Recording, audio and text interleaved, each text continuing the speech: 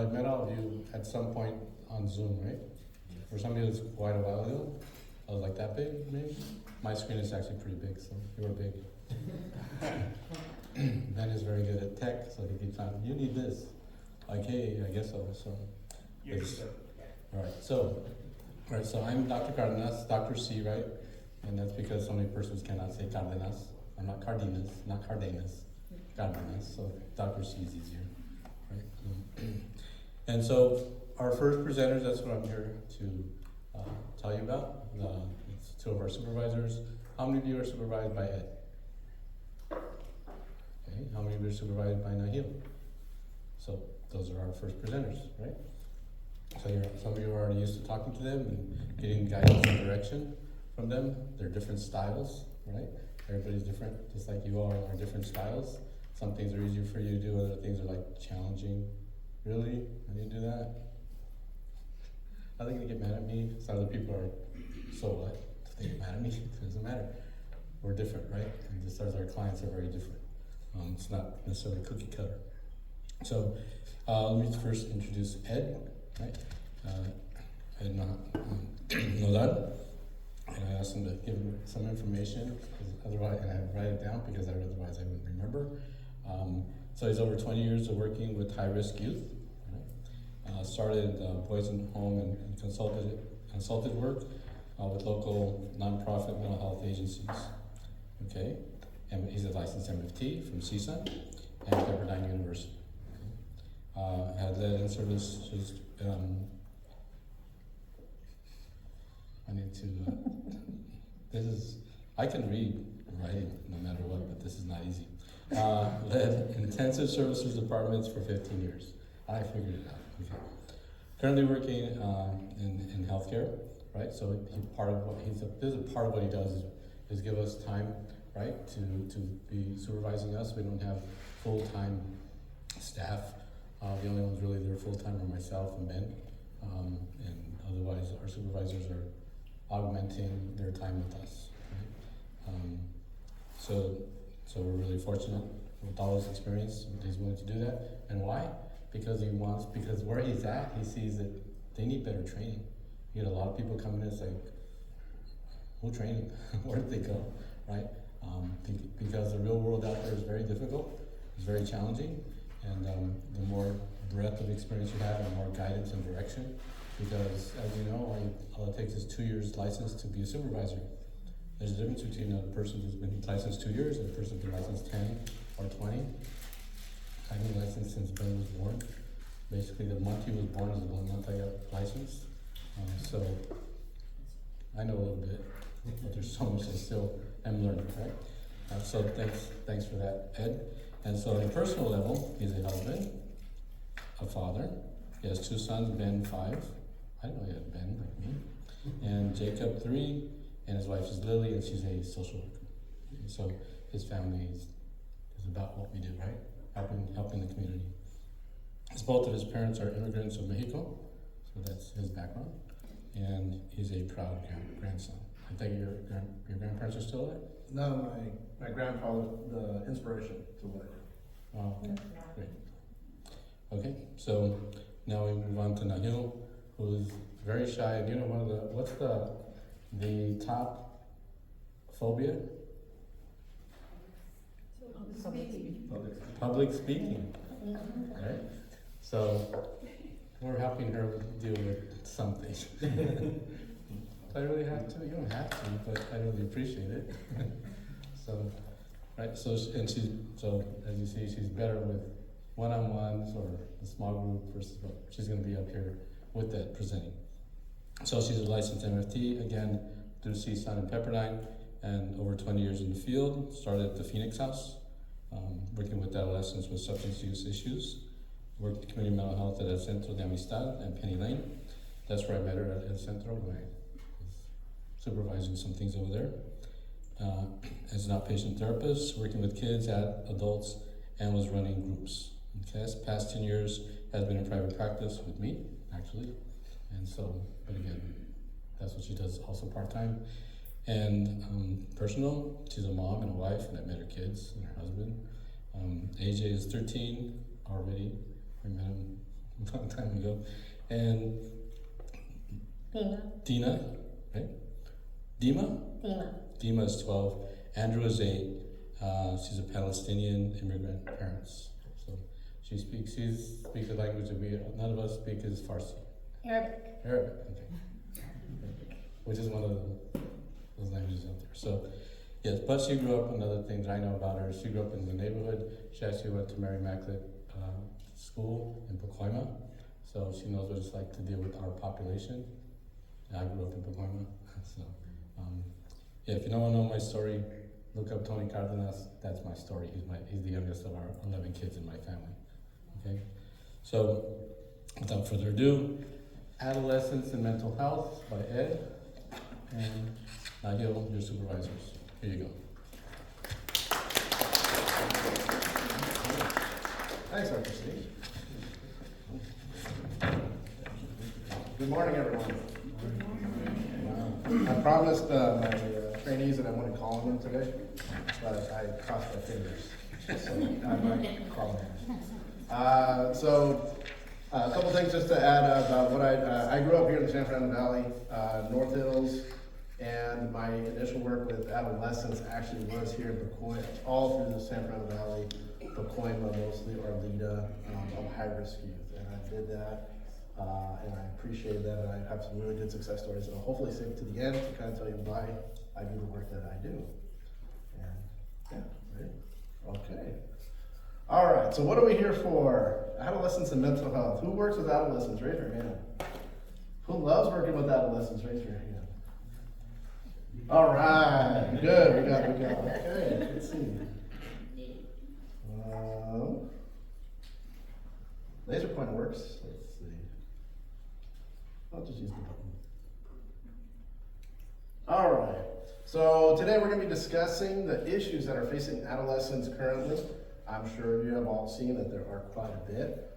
We're going to hopefully talk about some important factors when working with adolescents. You need to consider so many different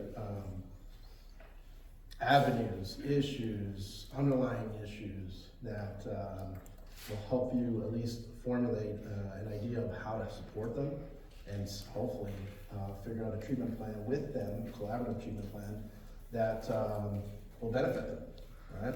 So we'll talk about some of those considerations.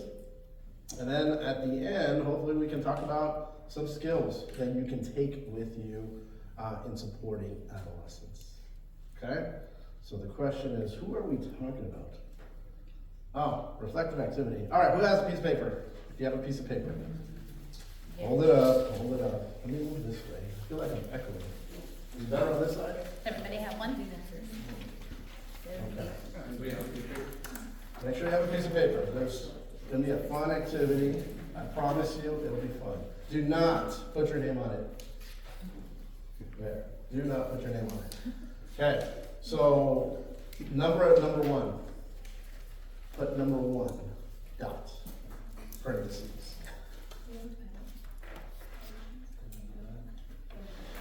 Extra pen? Okay, so on the first line, I want you to think back. Close your eyes. Think back. Think back into your adolescence. Think back. If you could pick one item that was the biggest stressor that you dealt with in adolescence, however many years ago that was, I want you to write that down. One stressor, one thing that you knew you dealt with in high school, 13, 14, 15, think about that age, 13, 14, 15, 16, 17, 18, where you had the biggest stressor. Stress meaning, I don't know, a loss, something that really got you nervous, schooling, grades, whatever the case would be. What was your biggest stressor in adolescence? Remember, do not put your name on it because there's a reason why we're doing this.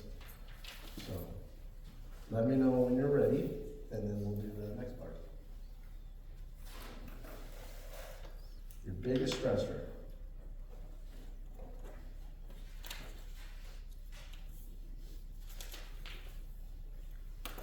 Okay, when you're ready for the next part, look up. Okay, so now number two. Okay, So in that big stressor, during that time, during that challenging period in your life, who was there to help you? Name the person or title that you would give them, that helped you. If there wasn't anybody there, put self. But if there was someone there, an aunt, uncle, friend, teacher, whatever the case may be, what would you title that individual and put that in there?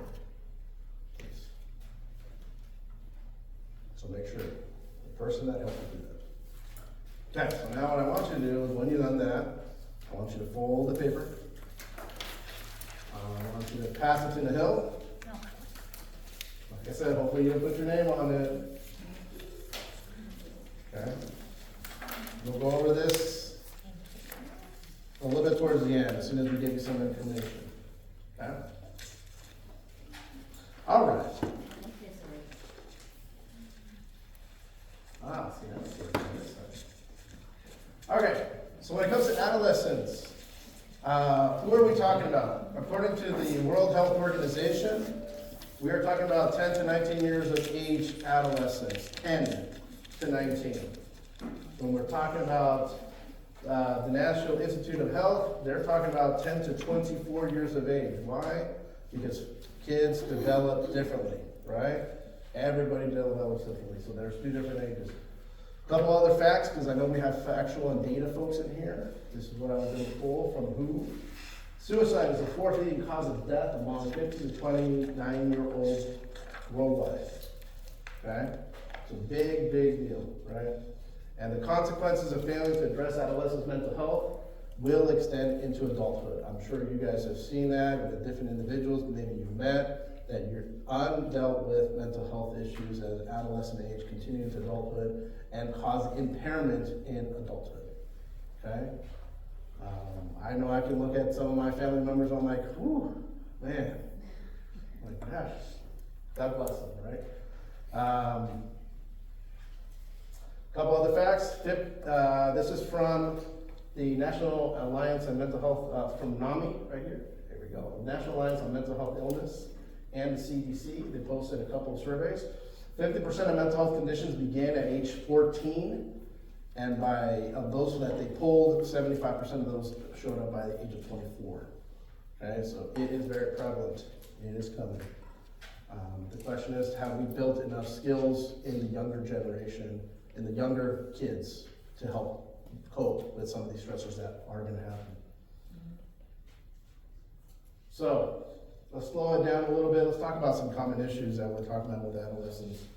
Right, you guys have probably seen that a little bit in some of your, hopefully your assessments, if you haven't. Maybe you've seen it in some of your peers. Maybe you've seen it in some of your classmates that you went to school with. Symptoms of depression, what am I talking about with these issues? You're talking about sadness. You're talking about tearfulness, individuals that are low mood. We can look at the DSM-5, and this is where you'll see it all. People that just have a hard time getting going. These are kids that have a hard time getting going. Right? Don't know the issues yet. We don't know what the triggers are. We don't know what started the origins of it. But common issues that you'll see in adolescence is depression. Second piece that you'll see, anxiety. Feeling keyed up, nervous, worried. You know, that could be many different things, and we'll talk about that in a second, but you probably have seen that in a lot of your assessments when working with adolescents is the nervousness. The keyed up, how long has it been going on, adjustment issues, that we can, not necessarily anxiety, but there's some anxiety with relates to adjustment, right? Changes, different school change. Let me go this way. Better, here we go. Change of schools, right? That all comes up with some level of anxiety where you're feeling, if you ever had anxiety, it just comes up, panic attacks, panic disorder. You've probably seen that diagnosis before, right? Shoulders go up, just can't seem to relax, right? Bullying. I mean, I'm a victim of bullying. I was bullied by Nahil many years ago. We'll talk about that later.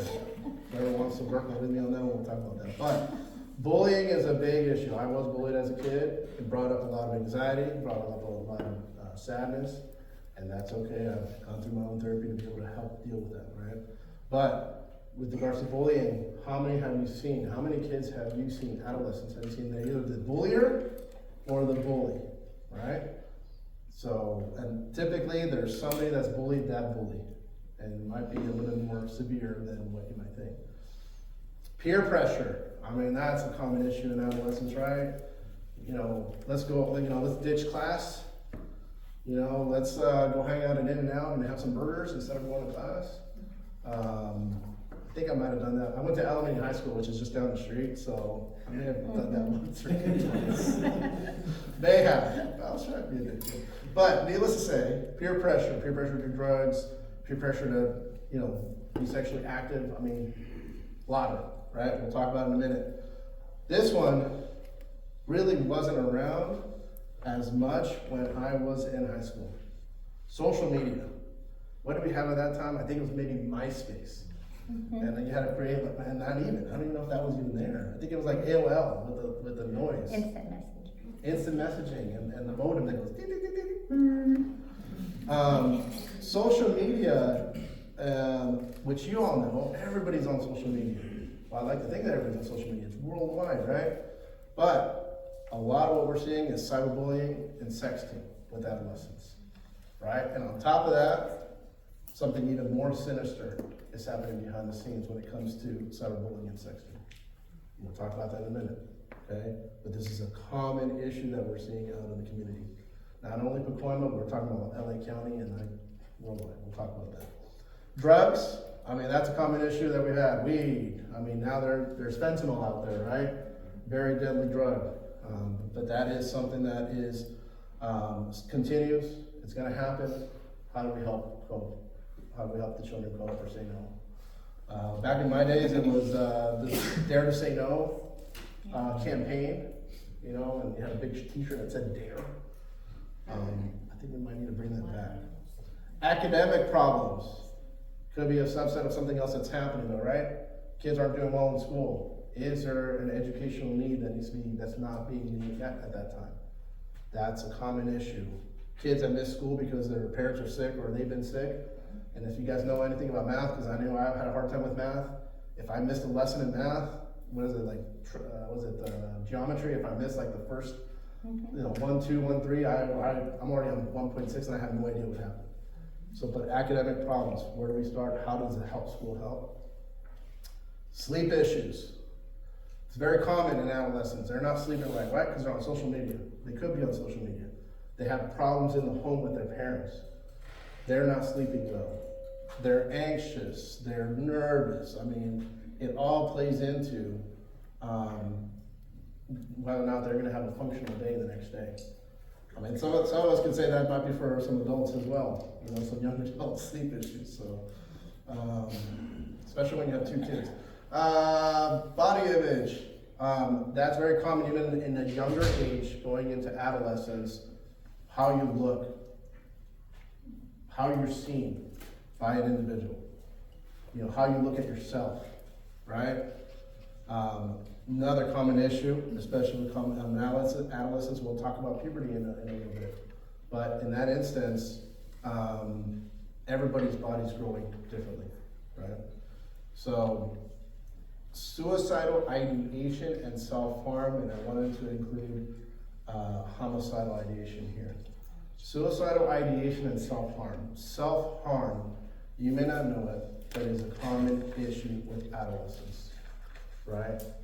And when it comes to adolescents, they won't tell you. You have to look at the signs. You have to look and see what is happening. So, is there anybody in the room that doesn't think that some kids might be self-harming? Or if you've never heard that term, that kids actually do try to hurt themselves. Is there anybody in the room that thinks that doesn't think this? Okay, good. Because it happens. Thoughts of suicide. It may not be an attempt. They may not say, I'm going to go kill myself. But they'll say, you know what, I wish, you know, gosh, what would life be without me being here? Man, I wouldn't be putting my parents through all this stress if I just wasn't around. Right? Start of having thoughts of suicide. Right? Another common issue is relationship with food. Right? So, I mean, I was a high school wrestler and I had to make weight. So I weighed at that time 135 pounds. I weighed 135 pounds at that time, and I had to make weight to 130. So I'd be running and not eating, I'd be, holding back my food, but I was doing it for athletics. Now, unbeknownst that it's unhealthy to try to hold back on your food. Obviously, yes, I've been eating very healthy lately, okay? That's okay, I'm okay with that. But relationship with food with kids, with young ladies, the pressures that they get from their parents to look a certain way. With cases that I've been working with my trainees, influences from another country about the image of what should be in the United States, about what a woman or a young lady should look like in the United States versus somebody in Mexico. And that pressure or the words ends up being, I'm not gonna eat much. They said I'm too fat. Or I'm not in shape. I'm a typical American, young lady. So relationship with food is another issue. This is pressure to perform, athletics. You think about athletes, the young kids, a lot of parents are pushing their young ladies and their boys to be better, to be that LeBron James, to be that, Messi. Thank you, Messi. Simone Biles. Yes, all these athletes. So they're pushing them. They're having classes. And so on top of not only having the pressures of school, now they're having the pressures to perform in athletics, to be better, to train hard. I have a friend of mine, God bless him, his boy loves basketball. But we make fun of him because we say, bro, are you making your little boy run like eight sprints a day? Kid is just dedicated to basketball, but his dad just supports him until it becomes a little too much. Teen pregnancy, you know what? This has actually gone up and down the last couple of years. You'd imagine that probably during COVID, this actually went up. It actually did. Kids were at home. They wanted to socialize. Where were they going to go? Parents were working. They could either stay home or they go hang out with their friends. There's been a lot of education with the adolescents on teen pregnancy. So there was a time period, at least here in LA County, where teen pregnancy actually went down, but starting to pick up, right? And lack of support is another common issue, and that could be various things. Parents that just don't know, aren't familiar, leave it to the schools, leave it to the professionals to help their child, or they themselves have undisclosed, undiagnosed mental health issues that they aren't unable to support their child, or other reasons, generational trauma, right? Any questions on companies? These are just things that I popped up and I'm like, oh my God, this is what I've seen in my world. Has anybody seen anything different? Anybody want to add to the list? Don't all speak all at once. Yes? Maybe like lack of resources, like food, things like that. Yeah. Basic needs. Common issues, basic needs, right? That could be another addition right here. Another dot. Not having enough food on general relief, GR. Food stamps, not enough.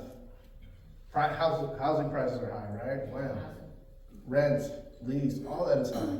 Much higher than it was a couple years ago. How can people afford? People living in the streets, people living in motorhomes, people living in cars. Very important issue. Thank you for bringing that up. Anybody else want to add to the common issues that they've seen with the adolescent work that they have? Shelby, yes. Like dealing with divorce, their parents' divorce, separation. Separation, divorce, very good. Yep. Another one, very common, right? I don't know your name, but Charlotte. Charlotte. Going back to what a lady over there said, a lot of my teenagers share spaces with their parents, like share a bedroom with their parents or with multiple siblings, so they don't have their own dedicated space either. Very common. Families that are moving in to rent because they can't afford, and they rent a room, and then there's another family renting another room. Yeah. And sometimes you have like a community living in a, 1,500 square foot home. Yeah, I saw a lot of that back in my day working with adolescents here in Reseda. People literally renting homes, renting spaces, renting floors. One of the kids I'll talk about later in the training is a 17-and-a-half-year-old boy that I work with that was being rented a piece of floor with a mat, a rug mat. And I'll talk about him later. I don't know your name. I'm Ashley. Ashley. I have two. One is changing Changing schools, And then the second one is dealing with grief. dealing with grief, yep. So another one to add to the bullet point, dealing with grief and changing schools, right? Academic problems, they haven't changed because of a move, they lost their home, they're going to a different school, they got kicked out. I mean, that could be a common issue. Or even just transitioning from like elementary to middle school. That's one that's been coming up lately. Or transitioning, going from a lower level to a higher level of education. You know, that's a change, right? Anybody, anything else before I move on to the next slide? Okay, all right. Yes, Immigration. immigration, tell me more about that.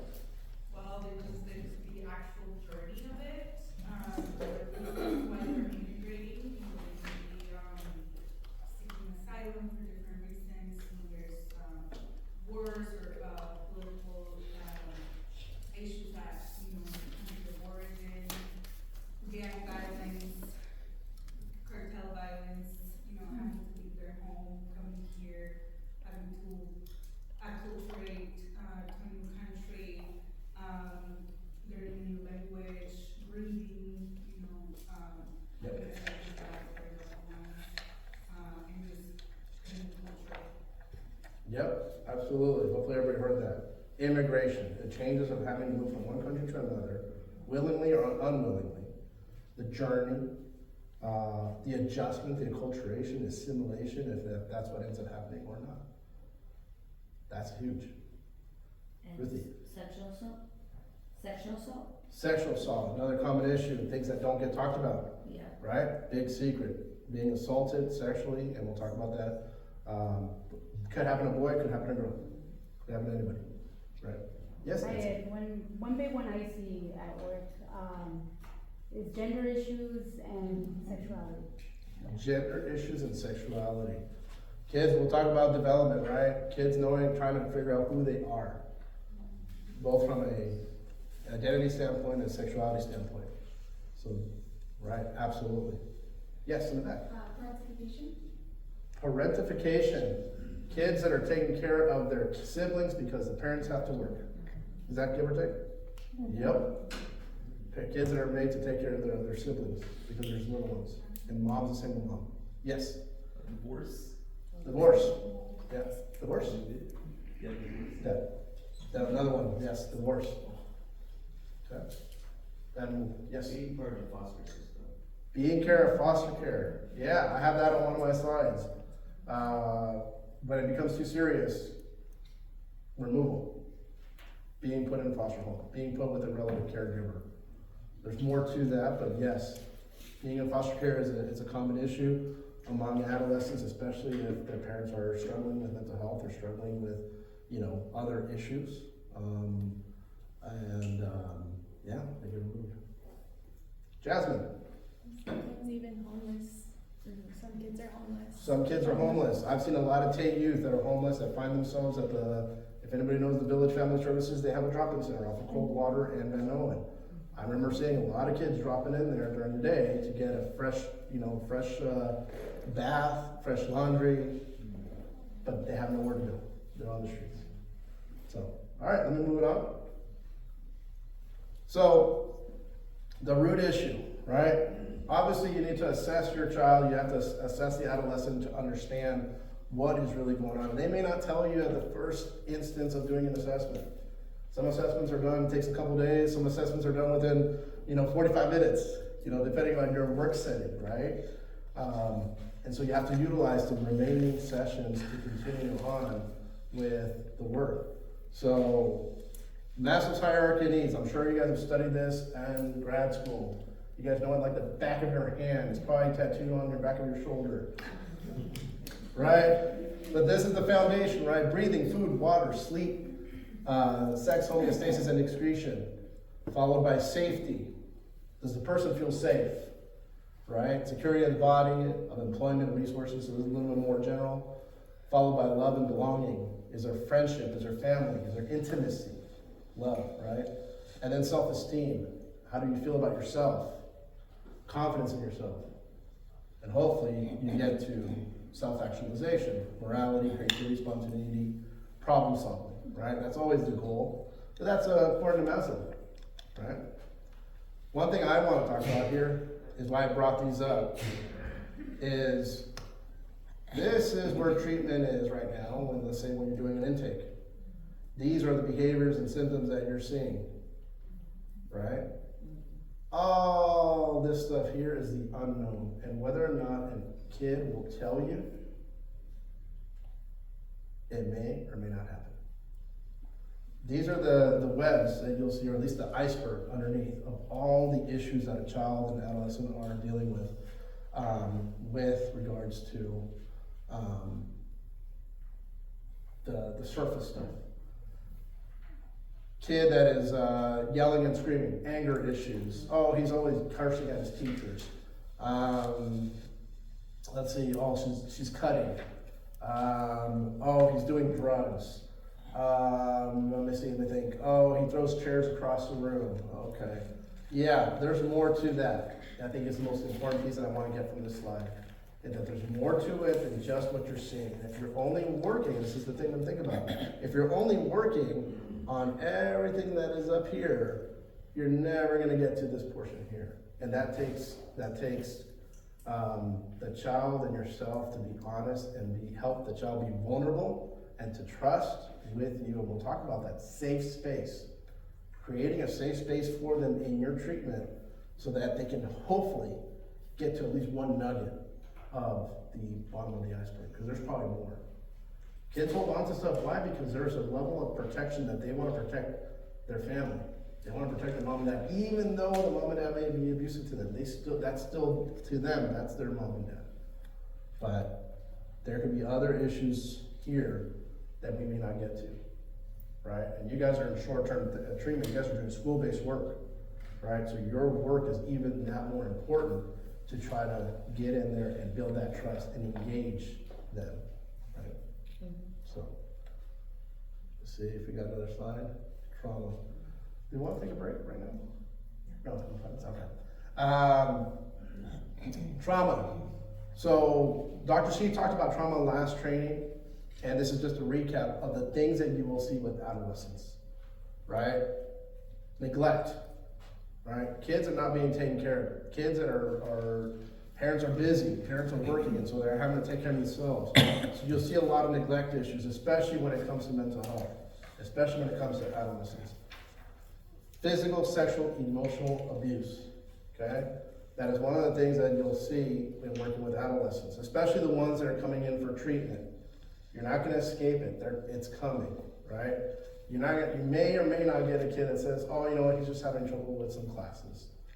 Yeah, on top of that, the underlying issues, maybe they were physically abused.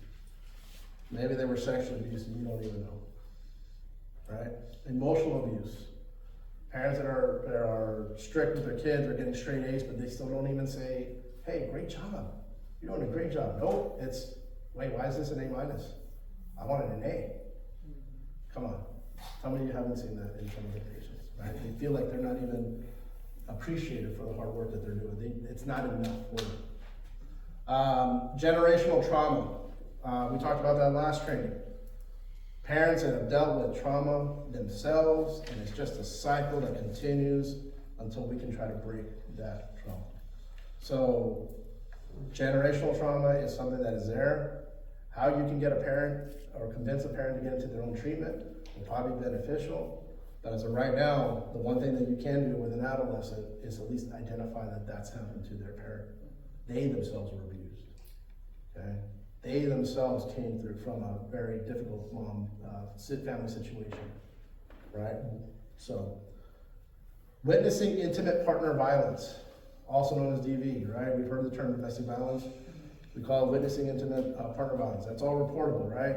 So, seeing and witnessing intimate, your parents fighting, the boyfriend, the spouses, getting into it, it all takes in.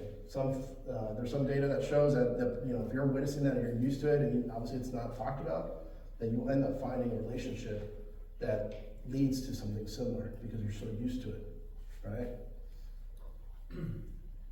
Accidents, illness, death of a loved one. That's so common in some of the cases that we've seen here San Fernando, in the San Fernando Valley, kids that have lost somebody suddenly, accidents, and it's dear to them. It could be a grandparent that's been sick. It could be a parent that's been sick. I know we worked on a case here probably about a month ago where the mom passed. Don't know the details, but she was the one that referred the patient. And then like a month later, like the mom's gone. You know, things happen, and this becomes a level of bereavement and grief, and then finding out details, or it being held from you, being a 6-year-old being held from you, and then finding out the details after that. Removal from DCFS, there it is. This is a huge trauma. If you don't know what it's like to be removed from your parent, it is, I've been through one, I've been through a detainment, and it's so gut-wrenching. Why? And I can tell you, it happened over here in Granada Hills. I was working with a case, and the child was, at that time, the child was out of control. That was the words, out of control. Not listening to mom, staying up late, sexually active, all the jazz. What was the solution from the Department of Children and Family Services at that time? Let's remove her from the mom because she's out of control. She's already got intensive services. It's not working. Let's put her at Penny Lane, right? In North Hills, which was literally like 4 miles from her home. That's where she was removed to, right? But in that moment, we're meeting, and she's like, oh, I'm trying to work through my stuff. You see the social worker coming in through the window with LAPD, coming in, what's going on? The fear, the trauma. I didn't realize it until later, years later, man, this is nuts. I was just part of traumatizing this young lady for the fact that she was removed in that manner. Man. So, do the take break. Oh, there we go. Okay. Refugee and war experiences. Okay. When it comes to war and experiences, what's happening in the news right now? War. Very common. Ukraine. Right? We can talk about Palestine. Right? United States. Okay? But this is some more severe, obviously. We're talking about refugees, people that are trying to find somewhere to go. There's places in Central America, South America, immigrants that are trying to get through here. So that is something that, if you haven't had a case that has had that, then remember that. There's immigration trauma that's happening, refugees, war experiences. Rape, we talked about rape. Something that doesn't get talked about, but it's common, it happens. They won't tell you, they're ashamed. But it is a very traumatizing thing, and it's obviously reportable. You guys know that. So, a couple more here. Natural disaster, terrorism, community, and school violence. School violence is something that I don't remember happening when I was going to school. School shootings, right? Intense. Natural disasters. I was here for the 94 earthquake. If anybody was here for the 94 earthquake, raise your hand. I'm still traumatized. Earthquake shakes me. What's happening? Right? 9/11, terrorism, right? That became a big highlighted issue in the United States, as well as now, what does terrorism look like? The fear that immigrants are, or at least they say in the news, illegals are gonna come in and, shoot us all up. Community violence, gang violence, that's still common. Drug dealers, cartels, happening in the streets that you're talking about here in our lead-in deployment, right? This is a big one. This is unfortunately one of the bigger traumas that's happening. It's becoming more common. It's commercially sexual exploitation of children. Back in those days, back in my time, in the 90s, late 90s, it was considered, was it prostitution? Kids were prostituting themselves, right? It wasn't until the mid-2000s where Los Angeles County Probation said, wait, these are kids. These are 12-year-olds, 13-year-olds. They're being exploited by what they call a pimp. That's child abuse. So, at that time, it became about prosecuting the pimps. There's actually YouTube videos on training material where Actually the one that was the most eye-opening was two perpetrators from New York decided to do one of those, you know how they follow the camera and you're like a documentary, like, hey, look what I'm doing. They decided to film themselves pimping out young ladies in New York, right? Thinking that they were gonna be big stars and make big money because it was very cool. Well, guess what? They used it against their federal case and they went to jail. So this is a very scary and common issue among adolescents that is traumatizing. So I wanna make sure you guys are aware of that.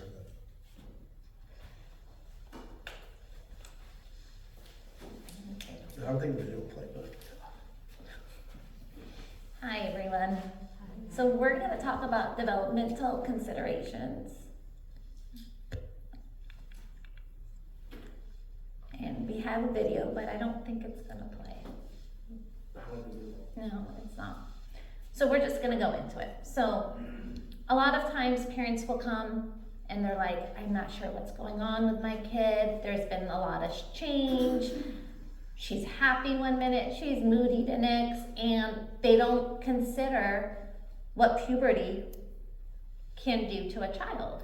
You know, if you guys work with me, I use my kids all the time as examples because I have a 12-year-old and a 13-year-old, and I learn every day just from dealing with them and seeing the changes that they go through.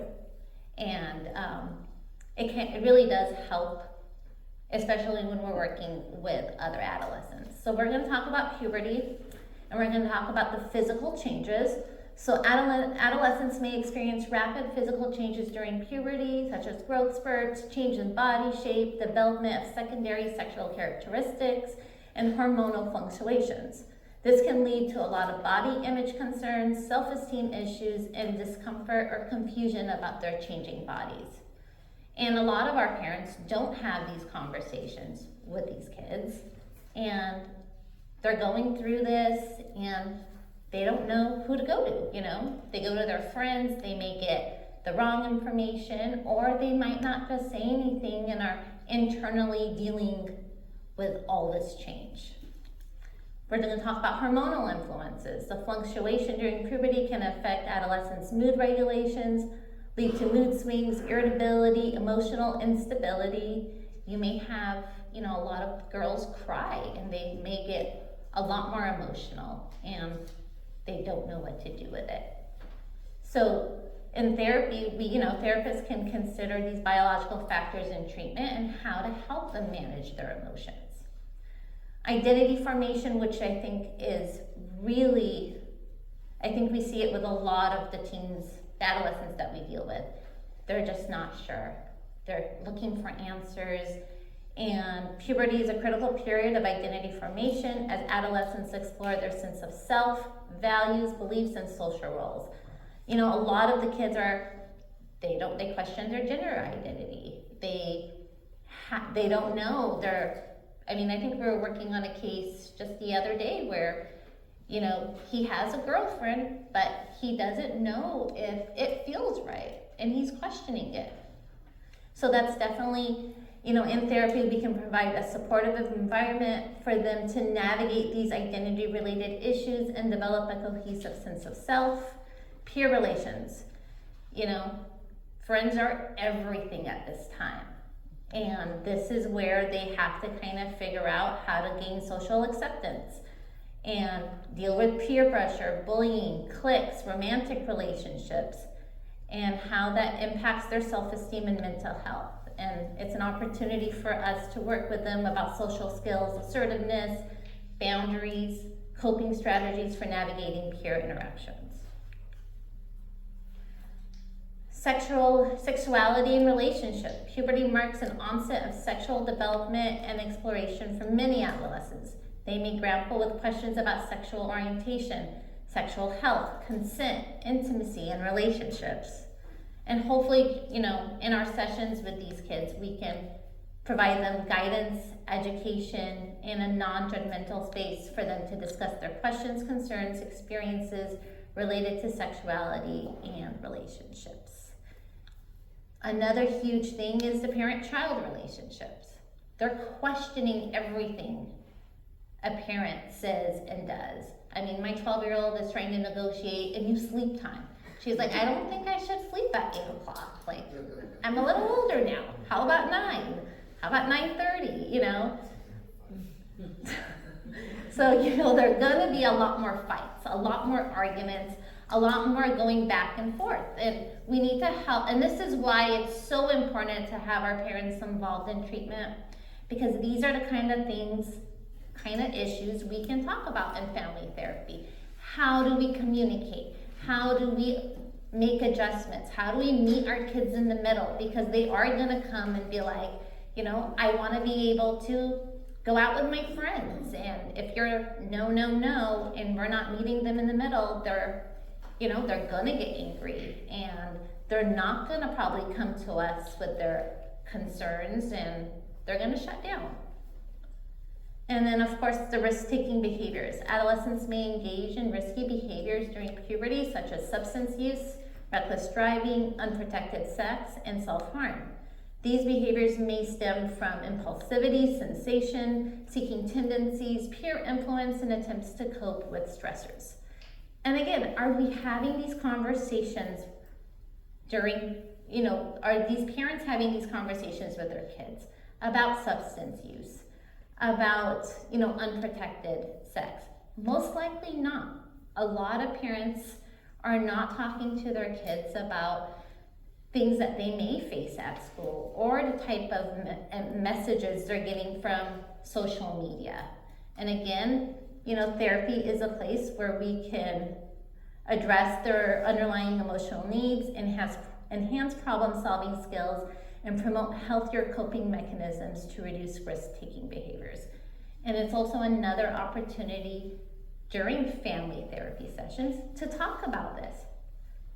Are you guys communicating? Are we talking to them about certain things that they may experience at school? Any questions about puberty or how to address it? And I know it could be uncomfortable talking to our clients about these different things. Has anything worked for any of you in your family sessions with parents? Because I know it can be really intimidating to sit there and talk or give advice to parents.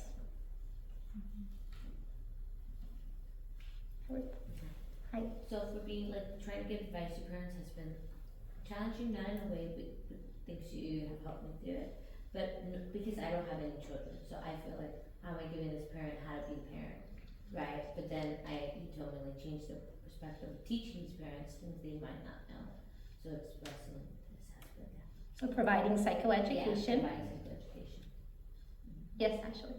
I think piggybacking off of that, just like normalizing some of these behaviors, that it's not just this one, you know, their child acting out, like these are things that are pretty common, you know, say with like, you know, like challenging authority and trying to, you know, gain independence, that this is common, it's something that they're gonna have to deal with more and more. So working on that perspective taking. Perspective taking, normalizing, this is normal. A lot of people will come in and be like, oh my God, I don't know what's happening to her or him. Can you please fix them?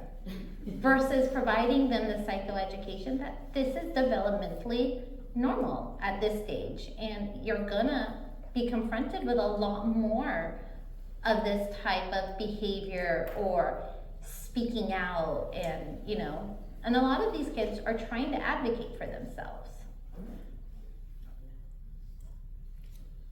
Does anybody else have anything to add? No? So Eddie's gonna go and do the next part of this, so.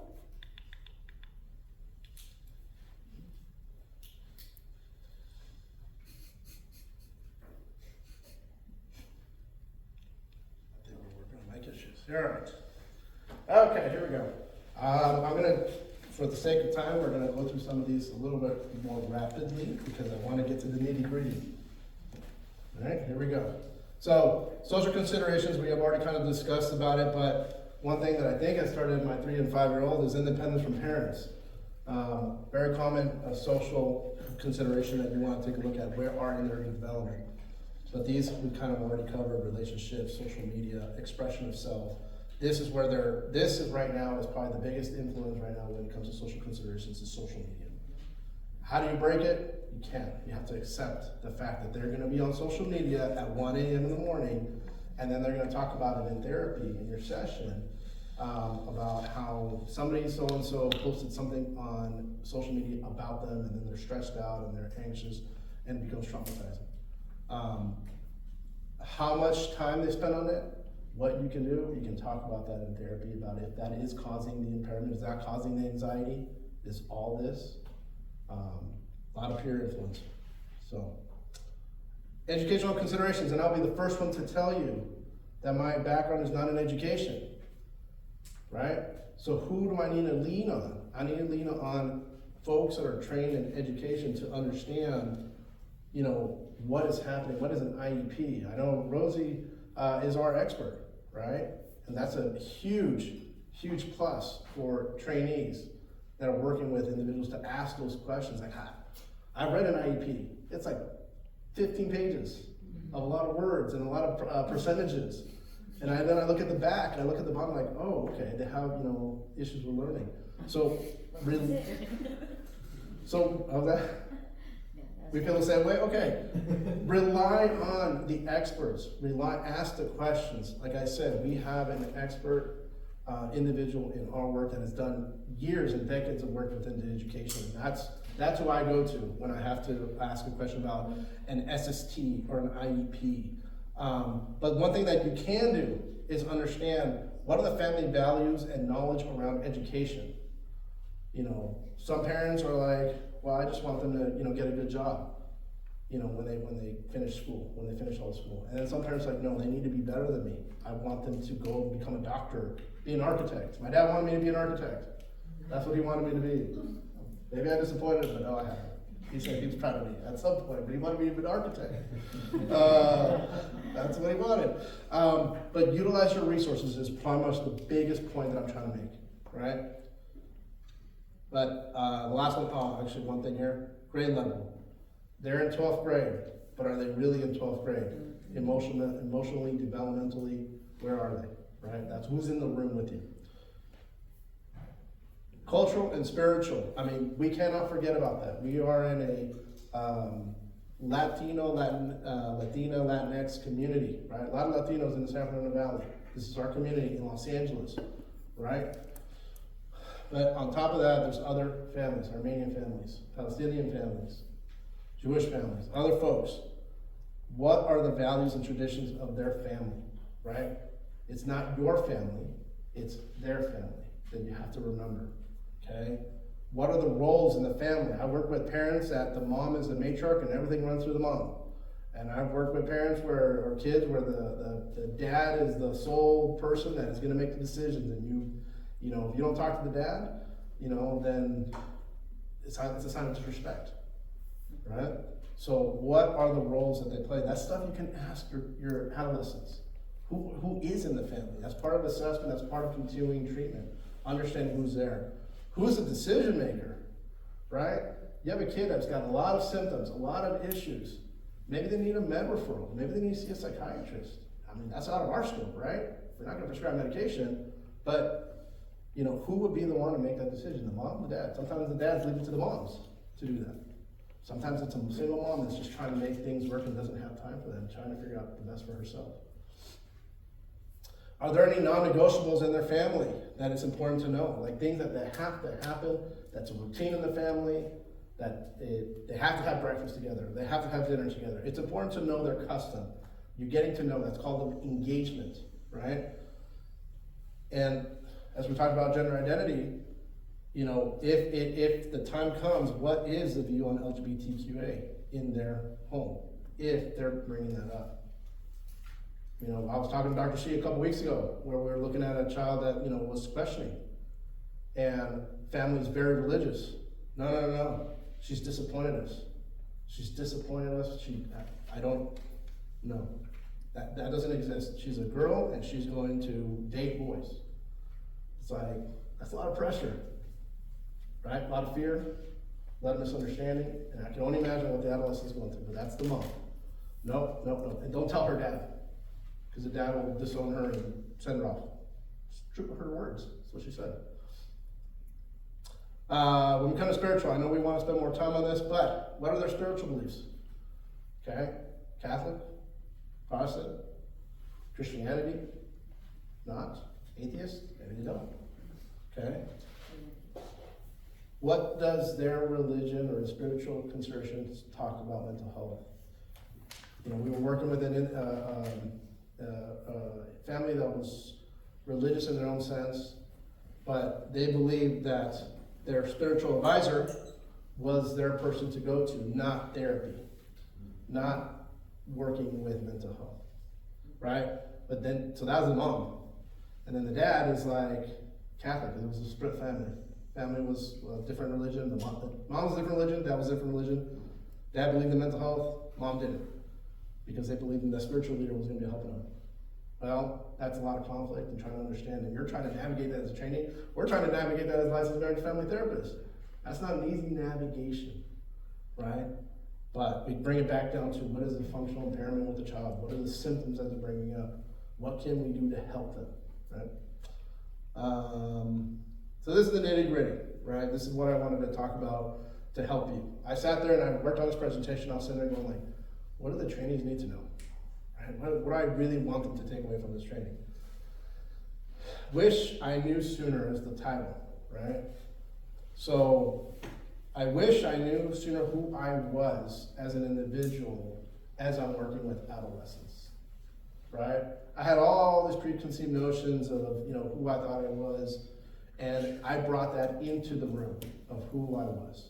Or the insecurities. I didn't grow up in a gang environment. I worked with boys' homes. That was what I was talking about. I worked in a boys' home in Woodland Hills. Probation boys. Hardcore. Drugs. At that time it was crystal methamphetamine.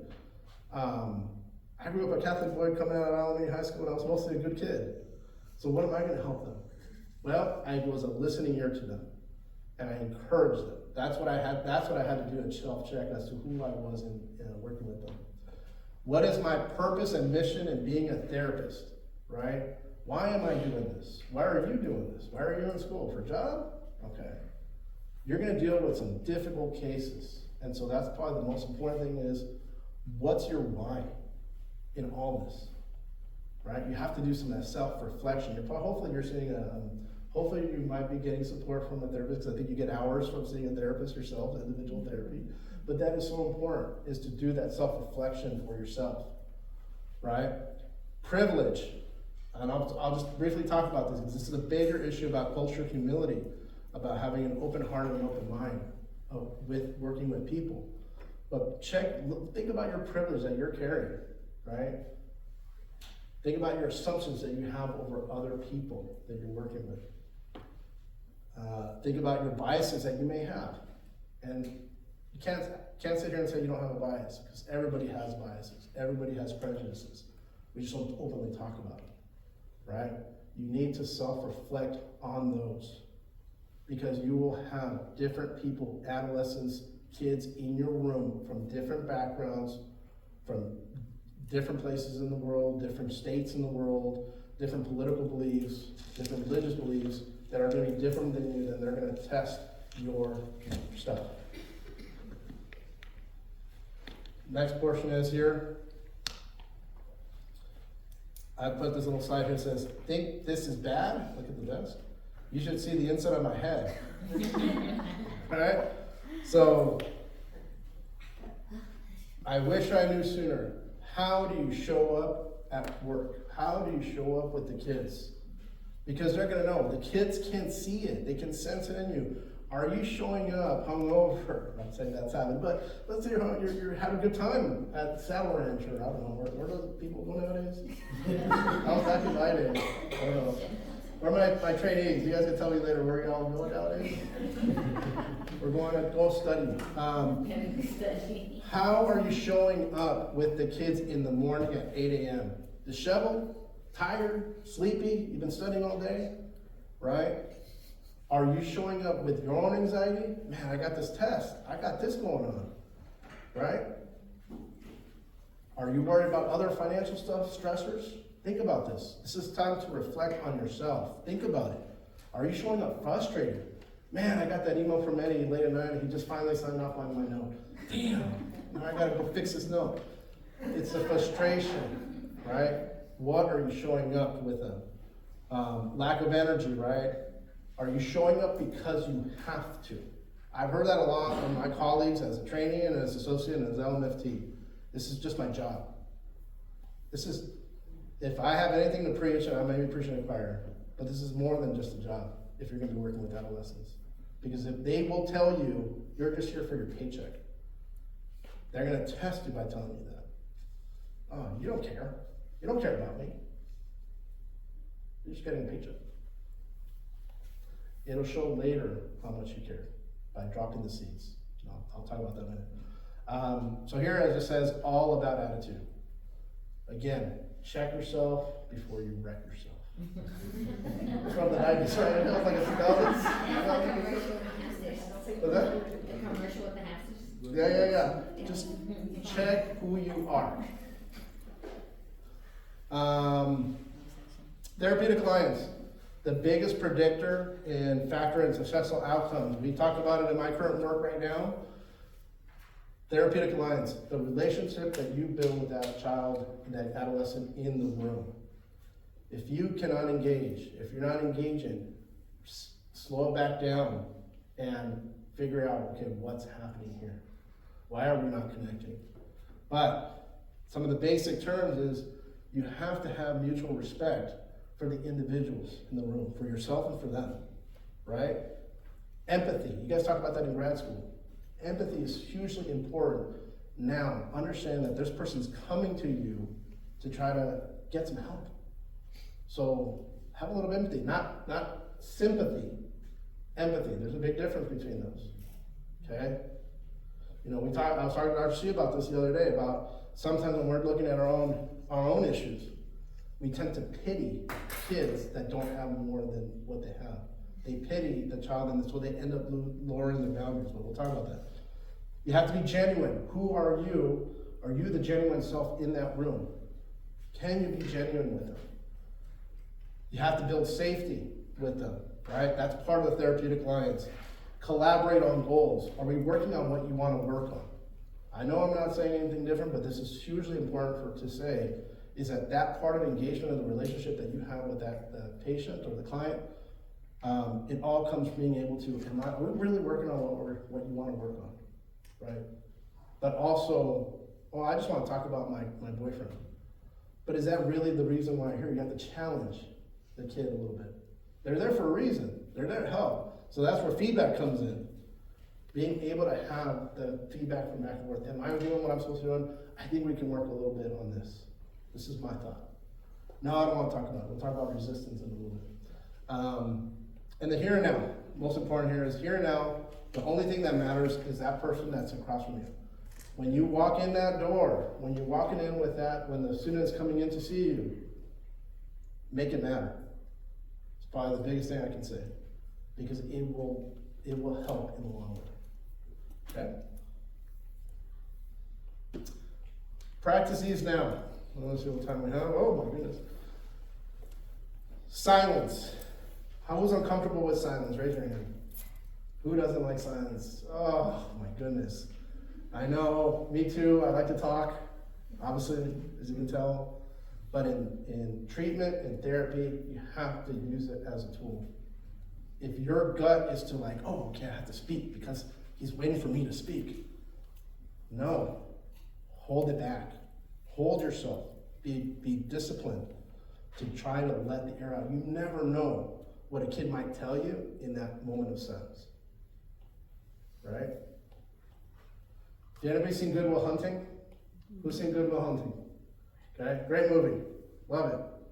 But Robin Williams obviously sat there for weeks, hoping and waiting.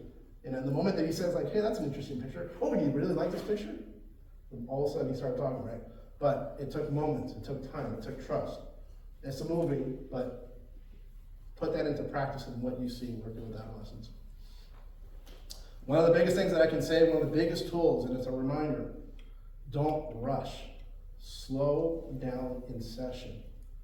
If you're already thinking about what else you're going to say or the next intervention or what happens if they say this, you're not being in the moment with the adolescent, right? Very important tool is to understand, to slow it down. Active listening, I put here, is like a muscle that needs to be worked out. How many times are we listening and then we start kind of fading on into something else? Maybe you're thinking about what you're gonna have for lunch, or you're thinking about, okay, I gotta work on this this other note and this and that. Okay? Active listening is practicing and reflecting back. It's a skill that you guys have practiced probably in your classes, but you have to continue to build up that muscle. Confrontation and challenges brings change. It does. When to challenge, how to challenge, things that you guys can practice with as clinical supervisors. But that's one of the more important things, of challenging them to go deeper. You might be afraid at first because they might have a reaction to you, but that's okay. You want that reaction so that they are able to make a change, hopefully, right? But confronting and challenging is something that you want to start practicing now, because it's gonna help you in your career as an AMFT, or as an APCC, or eventually as an LMFT. That's how you get good work done. Feedback is a compass in treatment. As we talked about feedback, hugely important to check in with your client. Are we working on what we're working on? Good judgment, keeping healthy boundaries. These two items you have to think about. Am I gonna play a profanity laced song in the school because the kid likes it and he knows the songs? No. Right hand or no, we're not gonna do that. No, Shelby, no, we're not gonna do that. We're not gonna, I'm not saying they did, I'm just saying. We talk about that. You don't want that. Think about it is in a sense of what's appropriate for the setting. This is therapy. This isn't playtime with the kids, okay? So, healthy boundaries, how you look professionally, what you talk about, hugely important. Adolescent males, when they see a young lady coming in, I've seen it. They start flirting, they start puffing up their chest. I've seen it so many times. You're there to work, right? And I know you know that. So just remembering, practice good boundaries now. Doesn't mean you can't hug the patient or the client, you can't shake their hand, you can't give them knuckles. That's kind of like a grading, right? Dr. She talked about that a couple of trainings ago. But it doesn't mean you're gonna let them put your arm around them and walk down the hallway with them. Hey, what's up? You ain't gonna do that. That's not professional. But I'm telling you, it happens with professionals where they'll let down their guard and then bad things happen, okay?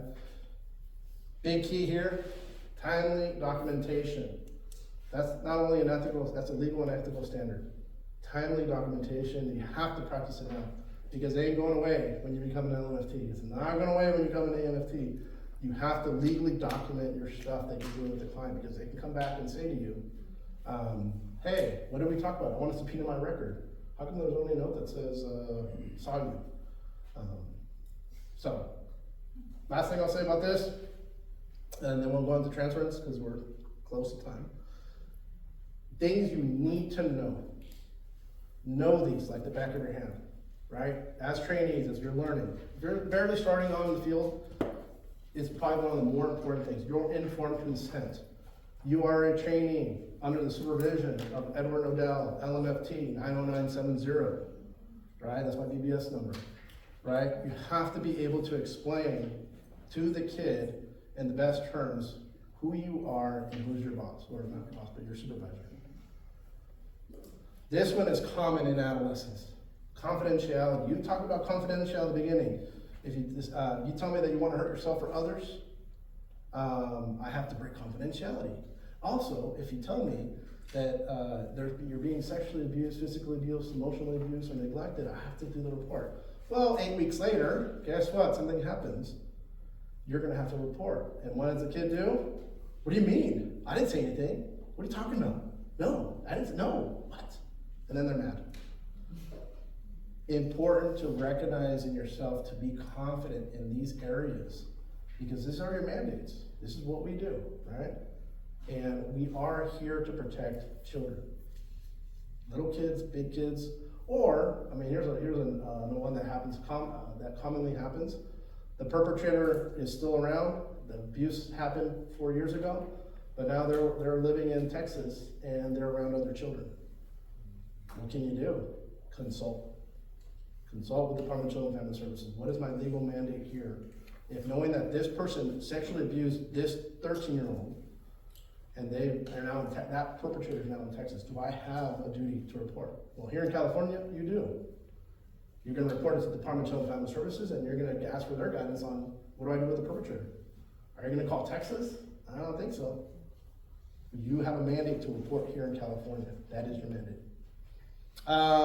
Something that's also very common if you're doing telehealth, that's important to know, is you need to verify their location for safety issues. We talked about SI, we talked about self-harm. Telehealth, you have to verify where they're at for safety reasons. If they're taking that call, adolescents are driving, some adolescents are driving, they'll take the call from In-N-Out, over off of Porter Ranch. Okay, oh, where are you? Oh, I'm at In-N-Out. And you put In-N-Out, that's not enough. Which In-N-Out? The one in Laurel Canyon or the one over at Porter Ranch? Porter Ranch. Next to the Walmart? Where are you parked? You have to know, because if they tell you, hey, you know what, I'm thinking I'm gonna end my life. I'm gonna jump off the bridge to the 118 and kill myself. But you put that there in In-N-Out, well, how are we gonna find them? How are we gonna get help to them? So important to know these specific items now. And then, obviously, documentation. The content that goes in there. Johnny told me this, and Johnny told me that, and he said his mom said this, and you wanna make sure that the documentation that could be subpoenaed by their parent is that of what you're doing, the intervention and the response. If you're adding too much taco and too much chili to the tacos, you're putting yourself in jeopardy of legal jeopardy. That's where you talk to your clinical supervisor about how should I document this. Now, are you just gonna saw the kid? No, you need to put what you actually did, what intervention you drew. But that's important, because there might be some confidential stuff that the client has a right to, because they're the patient, but their parent can also subpoena not subpoena, but pull their chart, request to see their record. So you have to be cautious of that, or mindful of that. And we'll go over to transference. Whew. Good job, Nahil.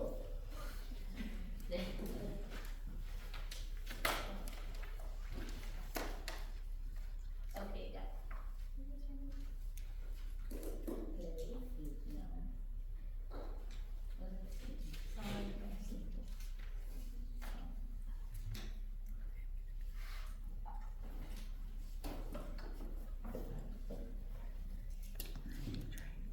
Hello.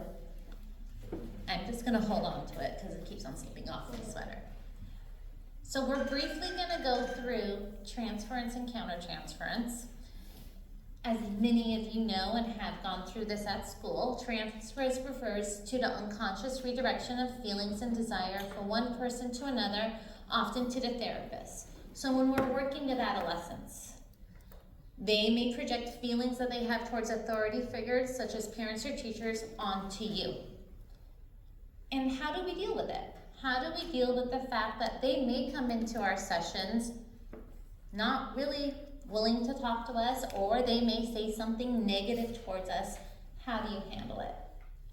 Does anybody have a suggestion how they would handle maybe a kid coming into their session and saying, I don't want to be here? Anybody?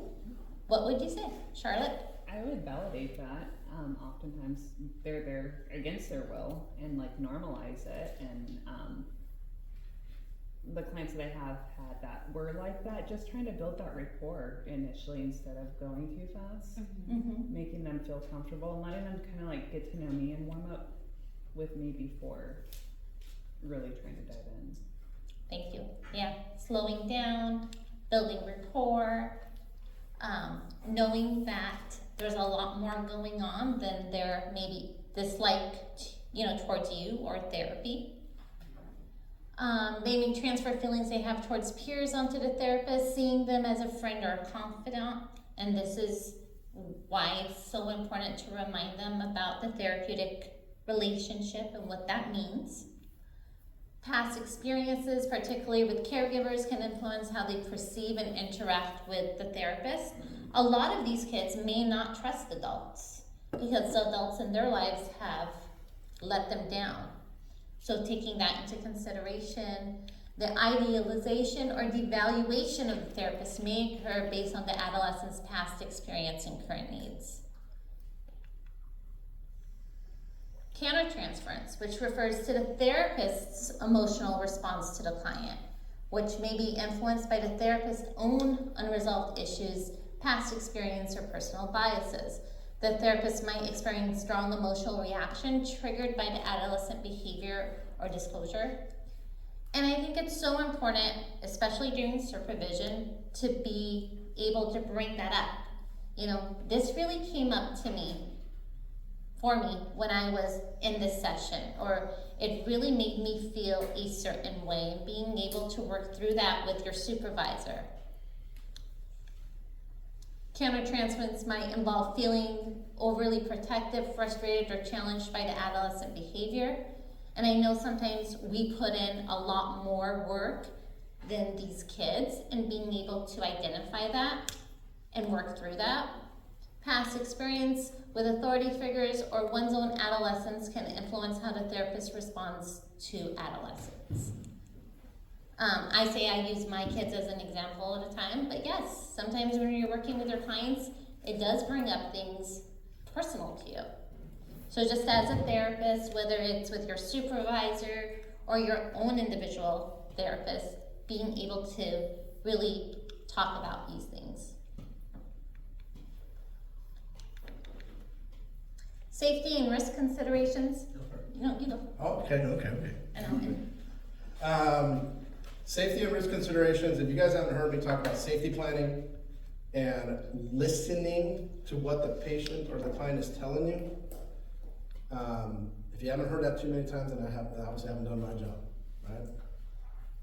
Your ears, your eyes, and your gut is going to be tested as you're working through working with patients. You have to be aware of what you're seeing. You have to hear what they're saying. And if a pit of your stomach is just something's just not right, think about it and consult. Think about what that could be. For self-harming behavior, I want to make sure that you guys are aware. Ask and look out for the scars. Do they have superficial cuts on their arms? Are they fresh? Are they old? Right? And don't judge. It's just a matter of asking the question. Right?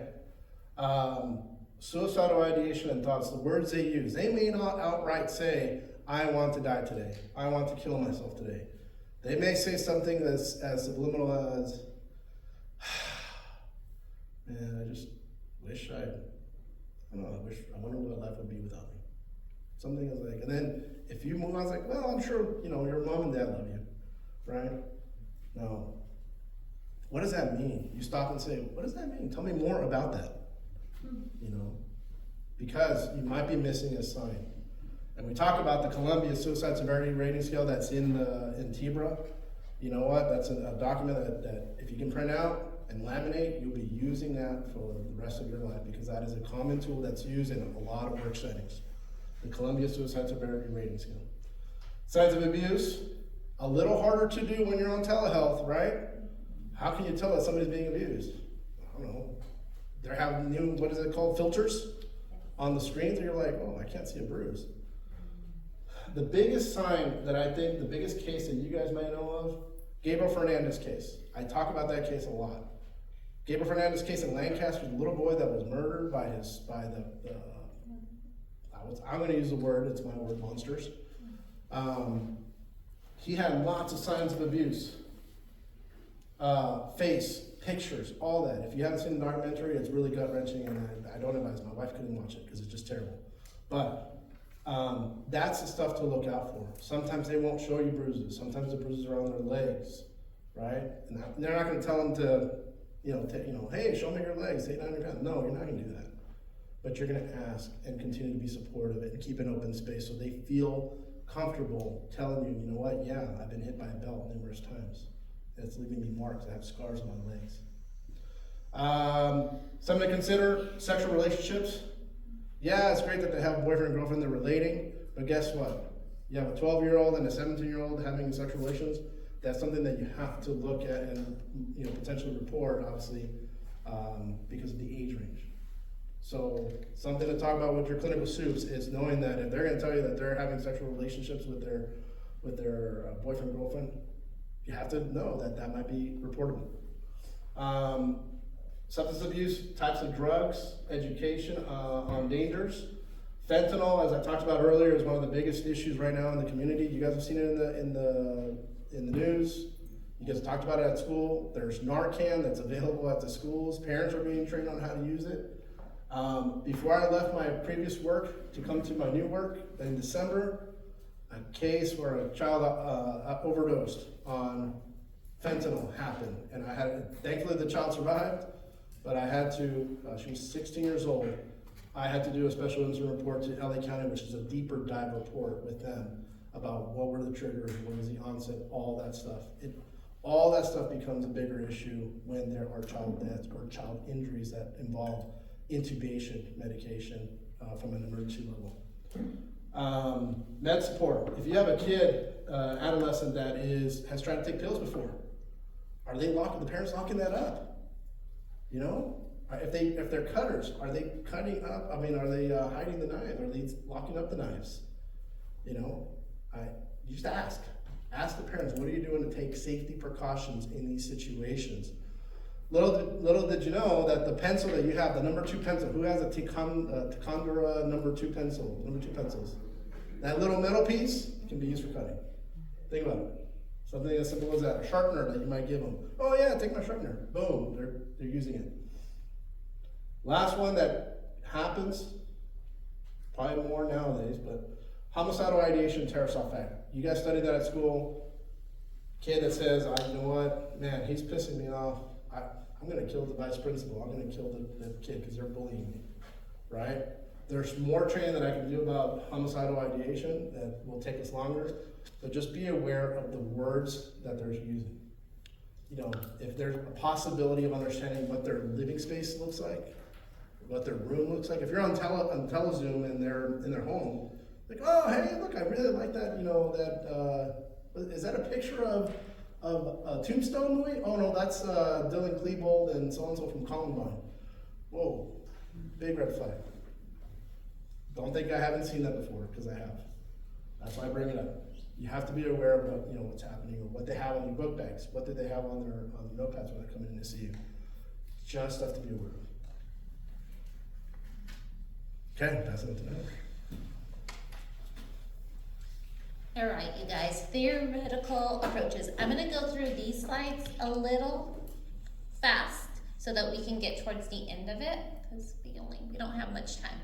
But CBT helps improve a child's moods, anxiety, and behavior by examining confused or distorted patterns of thinking. I'm a big fan of CBT. I talk about the cognitive triangle a lot, being able to teach it, show them, have them identify their irrational thoughts and how that leads to their feelings/behaviors. So that's something definitely to utilize in our sessions with our adolescents. DBT can be used to treat older adolescents who have chronic suicidal feelings/thoughts, engage in intentionally self-harming behaviors, or have borderline personality disorder. DBT emphasizes taking responsibility for one's problem and helps the person examine how they deal with conflict and intense negative emotions. Family therapy. I talk about it all the time. We need to be able to engage these families, have them in the room with our clients, and be able to really work on having a more positive, constructive ways of exploring patterns of communication and providing support and education.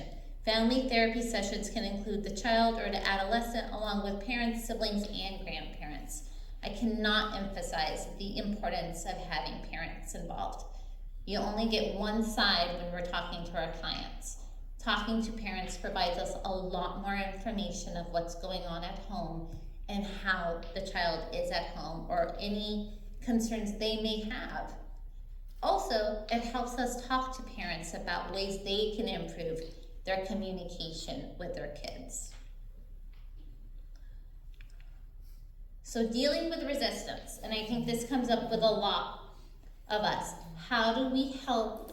How do we deal with these adolescents who come into therapy who are very resistant? I don't want to talk to you. This is stupid. I don't need this. What's the point?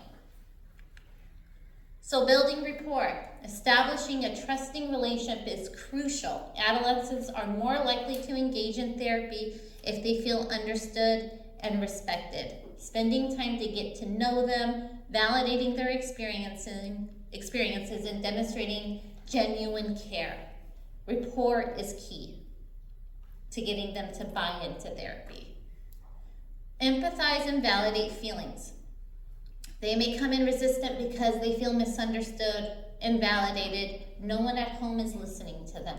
No one at home is paying attention to their needs, their wants, their feelings.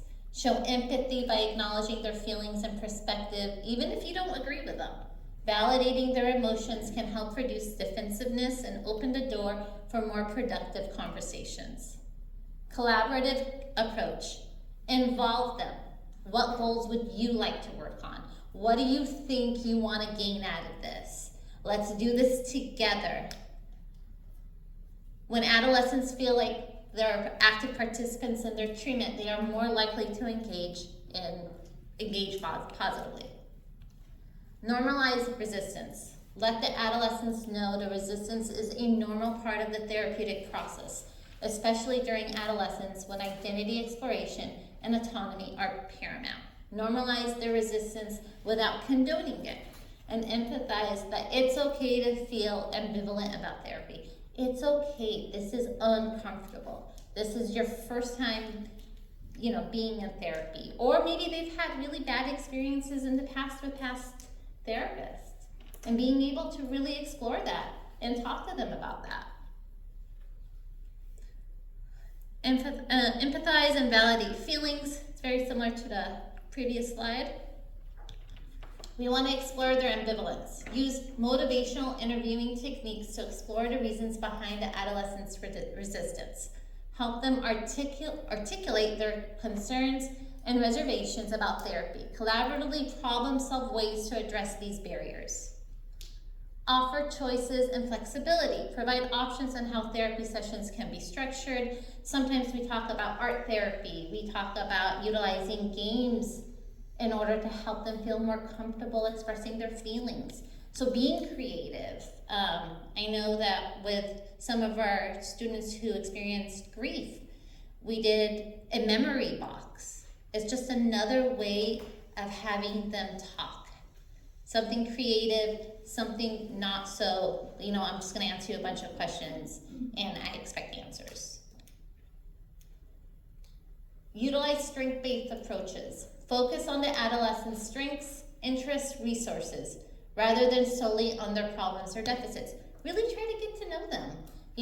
Are they into soccer? Maybe going outside and, using a soccer ball as a way of, having a session, having them feel more comfortable talking. If they're into sports, being able to, hey, did you see that Dodger game last night? What was your favorite play? So just making it so that it's not so rigid, that we're open to talking about the things you like and getting to know you. Highlighting their capabilities can boost their self-esteem and motivation to engage in therapy.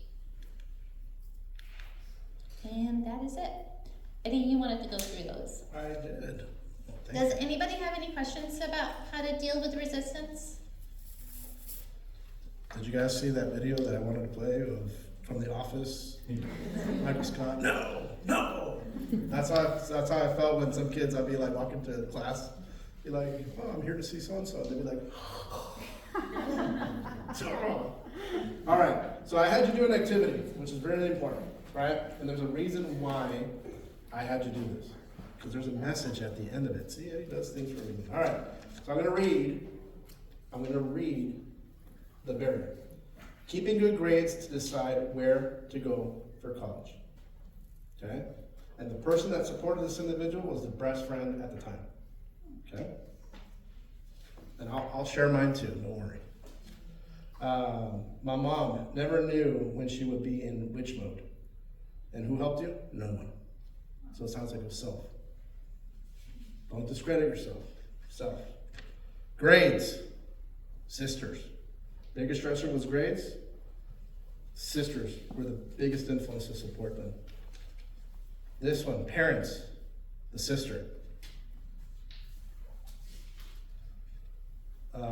Biggest stressor, self-esteem. Biggest supporter, best friend. This one, grades, my peers and friends.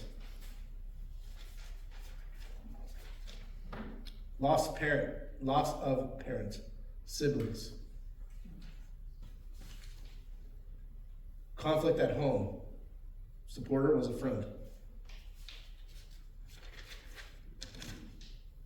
Self-esteem identity, and the person that supported them was a friend. Relationship, family, self, friends. Excellent. School was the biggest stressor. Mother was the biggest supporter. Sexual abuse, self was the person that supported them to get through that. A lot of perseverance there. Fitting in, mother was the best supporter there. Dealing with breakups, my best friend. Excellent. Sick in high school, had to miss a lot. Biggest supporter was mom.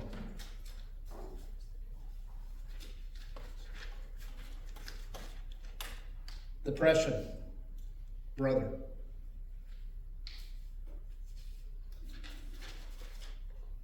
Loss of a loved one, family. Got them through that. Family was the biggest stressor, cousin and best friend. Okay.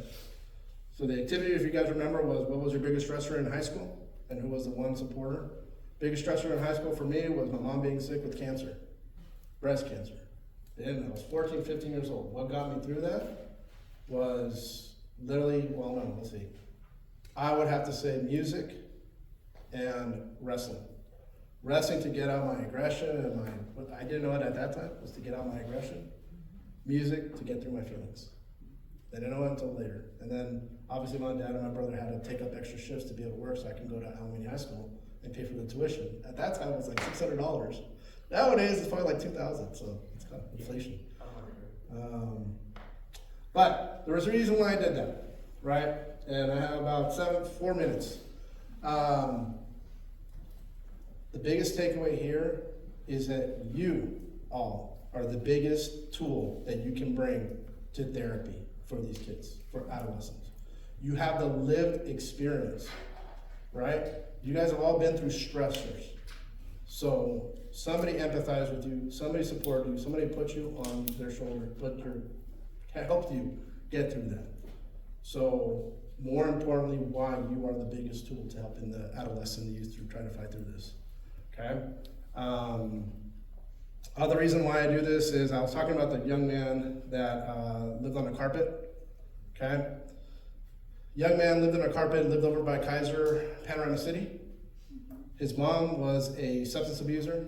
He would get $800 for a supplemental check from his dad that died. This young boy on probation, 17 and a half, probation. His biggest influences were his uncle and his dad. They both died while he was in juvenile hall.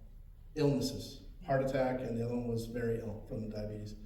I found that out later. Anyways, angry kid, throwing chairs, cursing, tattoos, intimidating kid. He was a Caucasian boy living in a Latino community with Latino gang crew, and he's tatted up from head to toe. You're like, oh damn, here comes, I'll say his name's Ryan. Here comes Ryan. Everybody freaking out. And all I did was try to build some trust with him, right? And I got to work with him in intensive services. And he ended up having a baby, teen pregnancy. Mom, young too. So young dad, young mom. They ended up graduating from the program. Again, was able to actually talk about some of the issues that he was dealing with, right? Nobody wanted to give him a chance prior to that. The mom still, I forgot to mention, his mom would take $600 of his $800 check and use it to go binge on crystal methamphetamine. The $200 that was left was to pay for the rent on the square carpet that he slept on every single day. That's this kid, right? Nowhere to go. Kept in touch with him here and there. I found him on Facebook. All of a sudden I see this kid, Ryan. I'm like, wait a minute, he's okay? It's like 10 years later. So I said, you know what, it's been 15 years? Oh, I can reach out to him, right? Legally and ethically it's 2 years, but I'm like, yeah, hey Ryan, what's going on? This is Eddie. Says, Eddie, I need to talk to you. I'm like, oh, dang. I'm like, let's meet in a public place. Anyway, so I meet with them. I meet with him at Rose Bowl. I need to tell you what I've been doing. So I meet with him at Rose Bowl. I'm like, what are you doing here at Rose Bowl? He's like, I work here. I'm like, what do you mean you work here? Like, let me tell you what happened. So as we're sitting there at Rose Bowl, he tells me, this is a kid that I'm telling you, angriest kid I ever met, one of the angriest kids, all internal. And we're talking about a chair. I saw him throw a chair across the room, right? That's that type of kid. Tall, 6'2". Eddie, I'm working at Rose Bowl because I'm working for my cousin that puts mats for the movie industry. They put the mats on property to protect the property. So they're filming This Is Us. Yeah. They're filming it in the Rose Bowl, and my job is with the crew to go and put the mats down to protect the locker rooms. Oh, that's great. Where have you been? Oh man, Eddie, I was locked down for a couple of years because I hated police officers, as you remember, and I was, fighting with them. And so I got put into Chino. I think it was jail in Chino that he got put into, right?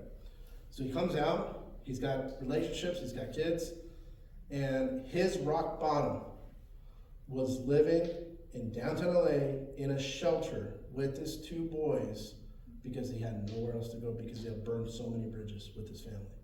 His mom was still using, put it that way. So I said, what happened? He's like, Eddie, I called my aunt in Arrowhead and I said, I had to ask for forgiveness for all the things that I'd done for her. And she took me back. Took him back, took his kids back, little kids. So he told me that when he was in the shelter, he'd cry every night, hoping and wishing for something different. Point is that he made it, he got out, now he's like 30-something now. And lo and behold, a year later, I wanted to check up on how Ryan was doing. I said, Ryan, how you doing? He's like, oh man, great, Eddie. Have a fiance. My boys are doing okay. I'm still trying to fight custody for one boy, but I got custody for the other boy. It's like, LA County Court is so different. It's like one judge will tell me that I'm not fit to be a dad, the other judge tells me that I'm fit to be a dad. What a messed up system. And I said, okay, what are you doing? He said, oh, I started my own company. I'm doing now what my cousin's doing. I'm doing that for myself with the help of my fiance, who's also a nurse, like a nurse assistant. Mm-hmm. I said, you're doing it. He's like, I am. I'm actually doing really good. I have a home. I live over in Woodland, West Side, over by Calabasas. Yeah. And he's doing it. This is a kid that came from a rug, to being able to have his own home with his kids, having his own business. And yes, the strikes don't help him out, but he finds a way to be positive. And he says to me, Eddie, he said to me, this is the part that always gets me, is there's 4 people in this world that have always been kind to me. And you're one of the 4. Kid knows a lot of people, but I'm one of 4. So that's my why. That's why I continue to do the work that I do, because there's just the nuggets and the seeds that I try to drop. And I never knew that was my mission, I guess you want to say. So, anything else? That's it. Q&A. Who wants to ask questions? Take a deep breath, stretch out. Explore the space. We take a break at 10:30, so you guys got 15 minutes to ask Nahil and I lots of questions. Nahil I had a graduation picture of Nahil and I that I brought. I'll have to show it to you guys later. we went to Pepperdine together. So, years and years ago. You never know. You guys may all be colleagues at some point. Or friends. Maybe not. Questions and answers about adolescents. I know there's a lot to cover. What can I help with? Questions do we have? Don't be shy. Don't make me call on you, Shelby, Hannah, Jennifer. I have a question. Yes. So adolescents, you know, we can all agree to interesting individuals. Trend that I kind of slowly saw with my clients is that sometimes they don't realize that one of their biological parents is not really their biological parents, but they don't know that. And so recently I have a client that's going through that, and this is a client that is always in arguments with mother, and mother decided to be like, just because she's so angry, she's like, what if I told you we're not your real parents? And so I'm just curious, like, how do you deal with that, like, especially the adolescents when they don't know that one of their biological parents is, like, from your experience, like, how do you, like, approach it? If they were bringing that to me, Mm-hmm. I'd sit there and sit with them. And sit with them and listen to what they're feeling. Okay. What does it mean? How did you feel? How did you feel when your mom told you that? You know, what are you most upset about? The fact that your mom yelled at you, or the fact of what your mom brought up? And what, I mean, because it could be mad at so many different things, right? So many emotions going on. Yeah. And so if I sat with them, I'd say, you know, that must have been really hard to hear. And I can hear there's a lot of pain that you're going through, a lot of frustration that you're going through. But what do you want to talk about? What part of this do you want to talk about, and what can I help you with? Kind of being genuine and being in the moment with them to understand. So if you didn't hear the question, it was a child that, an adolescent that out of frustration and anger, the mom tells them, guess what? I'm not your mom and dad. We're not your biological parents. And so the kid in session is sitting there going like, angry, pissed off, maybe many different things, right? So many different emotions. Yeah. But that's what I would do. I would literally just sit there, be silent, and ask, what do you want to work on? Thank you. Sure. Question in the back. What do you?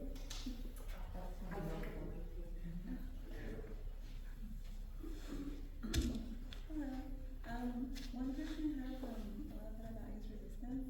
I don't work as a trainee yet. I start in August later this year, but I work as a home visitor, so I do some education of sorts with parents and their children.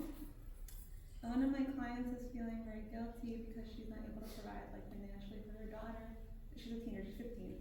She wants to have everything her friends have, and she can't have that. And she feels really guilty about it. And I try and normalize that, you know, kids at this age, they compare a lot to their peers, and they want to have everything their peers have, you know. But she's like, I didn't feel that way as a teenager. And, you know, I try and kind of differentiate her situation, because she's an immigrant. You know, she came from a different environment.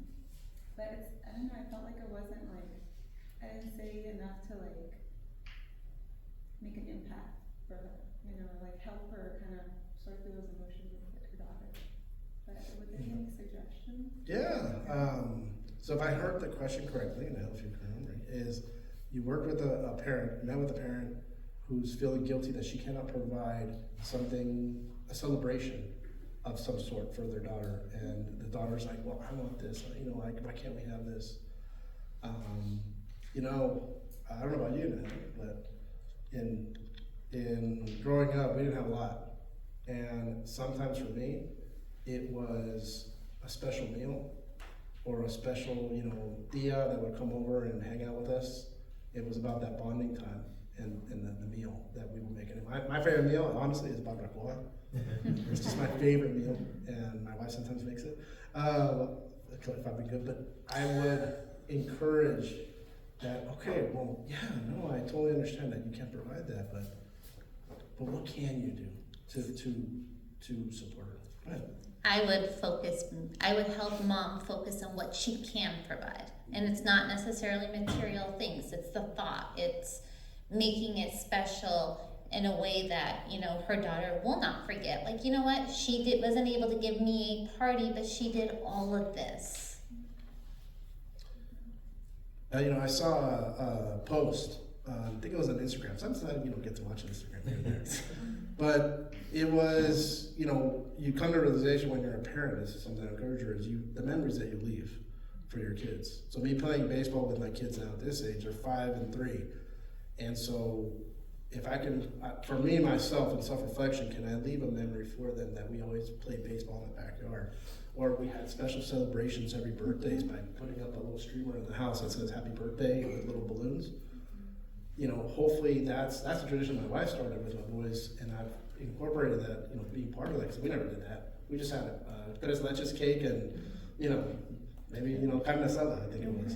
But it's some of those little traditions, the little things that might be able to support the mom in engaging what can she do is what you're talking about.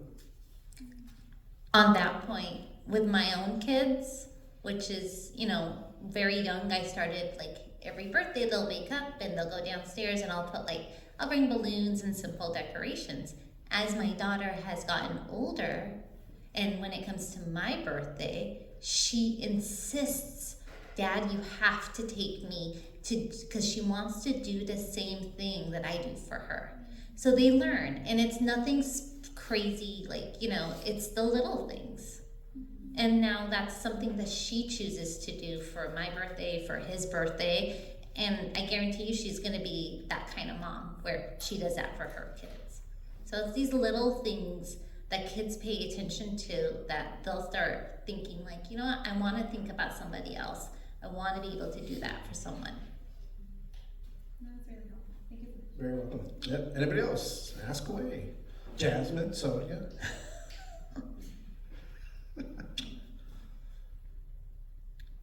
Any other questions? No question is uncertain.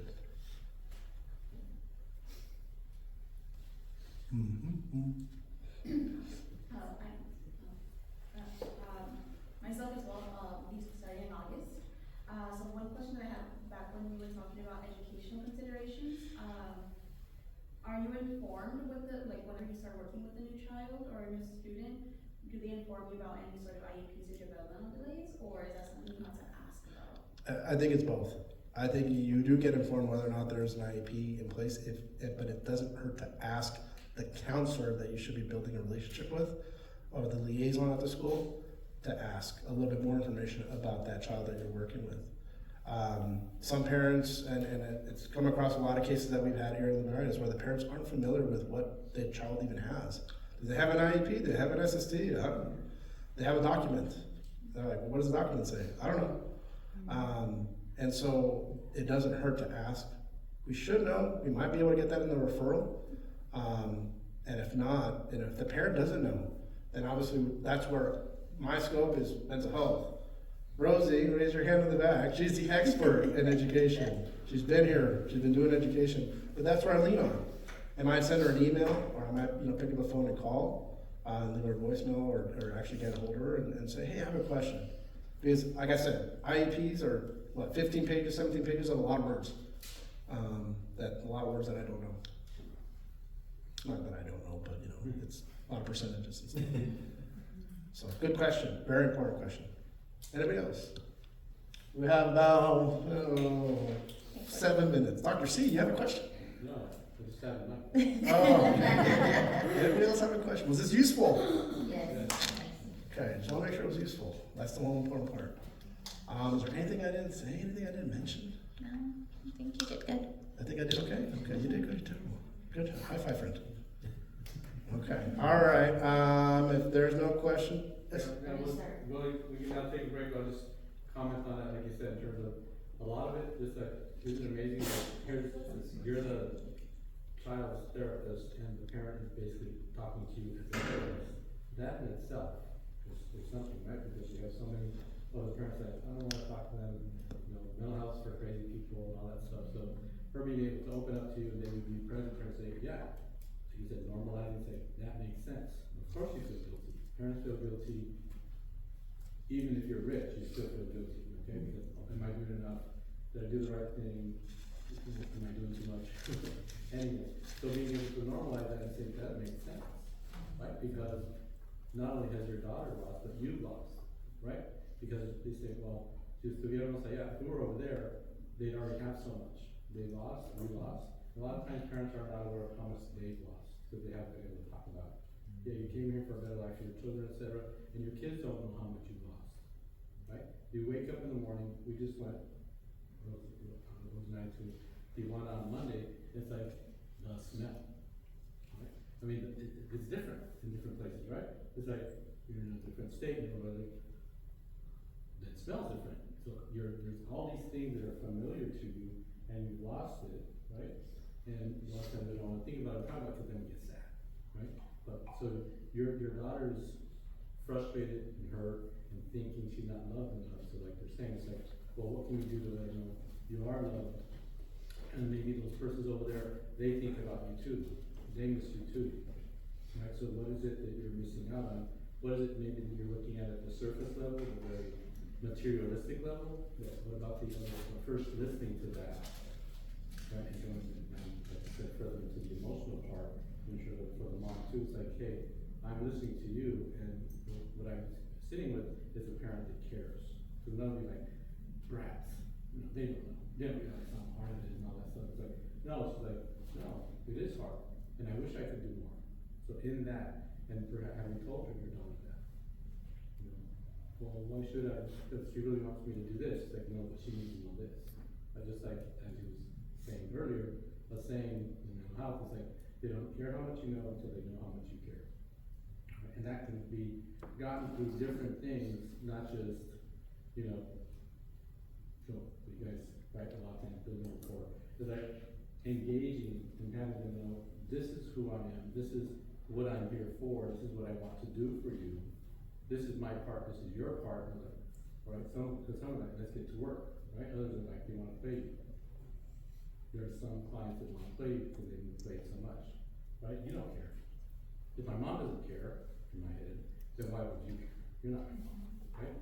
So being able to be present and see what is happening, but acknowledging, in that case with the mom, acknowledging to her and saying, you know, what you're doing is very difficult, but what you're doing is coming from a place of you are a parent that cares. And a parent that cares is humble enough to say, I don't know what to do. So that's a big deal. And so being able to have her say that, and when you're to class say, I had a talk with your mom, and wow, you're really lucky. When you meet, I get parents that aren't like that, right? Because a lot, we don't have that perspective, right? We just have our perspective, like, I don't have the best mom. Well, you have a mom, and you're really fortunate.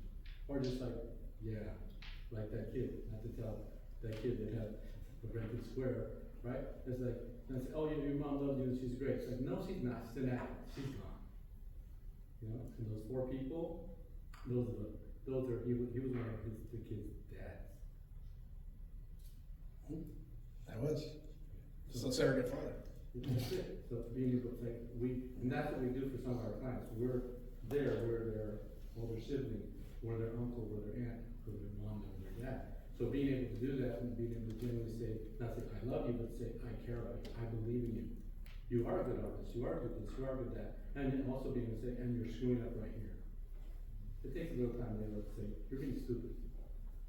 Did you just call me stupid? And I said, you're really, really smart. But you're doing something stupid, like I do stupid things. That's my wife, okay? So, you know, one thing is, you know, our talents and our abilities, and other things, our humanity and how they're there because they need help, right?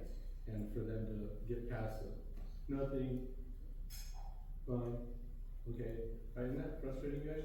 Isn't it frustrating? Yeah. Nothing, it's like, that's what I really touched. Well, let's go back. They said this on the PHQ9, they said this, and that. That's why we have all those questions. We can go back to them. Well, let's go back.